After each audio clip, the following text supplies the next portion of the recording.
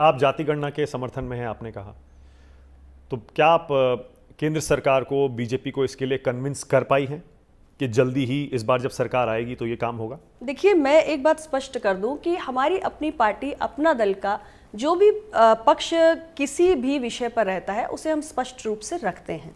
जो मैंने आपको उदाहरण दिया कि नीट के परीक्षा में ओबीसी कोटा लागू नहीं था, तो ये विषय भी हमने माननीय प्रधानमंत्री जी के सामने उठाया था और इसका समाधान बहुत कम समय में हुआ। इसी प्रकार कास्ट सेंसस को लेकर अपना दल, अपना पक्ष स्पष्ट रूप से रख चुका है। और मैं इतना ही कह सकती हूँ कि बीजेपी ने क्या अभी तक इसका कहीं विरोध किया है, कहीं इसका खंडन किया है? ऐसा मेरे सामने तो कोई स्पष्ट कहीं भी कोई स्टेटमेंट नहीं। समय आने पर देखेंगे, ऐसा कहा गया है। हाँ, तो बीजेपी ने भी इसको नकारा नहीं है।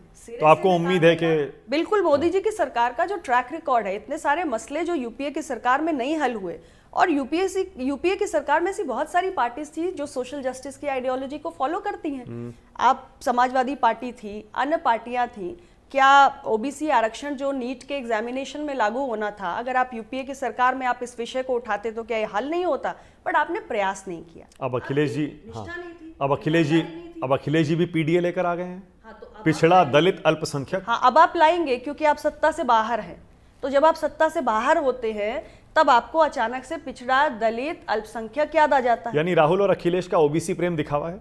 देखिए, अभी तक ऐसा कोई भी प्रमाण ना तो समाजवादी पार्टी ने, ना ही कांग्रेस पार्टी ने पेश किया है जिसके आधार पे जनता के मन में या ओबीसी मतदाता के मन में ये विश्वास उत्पन्न हो कि भाई ये बदली हुई समाजवादी पार्टी है या ये बदली हुई कांग्रेस पार्टी है। समाजवादी पार्टी ने कितनी बार प्रदेश में सत्ता संभाली? श्रद्धेय मुलायम सिंह यादव जी मुख्यमंत्री रहे, हमारे माननीय अखिलेश यादव जी मुख्यमंत्री रहे। आपने क्यों राज्य में जातीय जनगणना नहीं कराई? आपने श्रद्धेय मुलायम सिंह कहा। देखिए, श्रद्धेय तो वो मुलायम सिंह जी के लिए लगता है आपके मन में भी सम्मान है, आपकी पार्टी के लिए।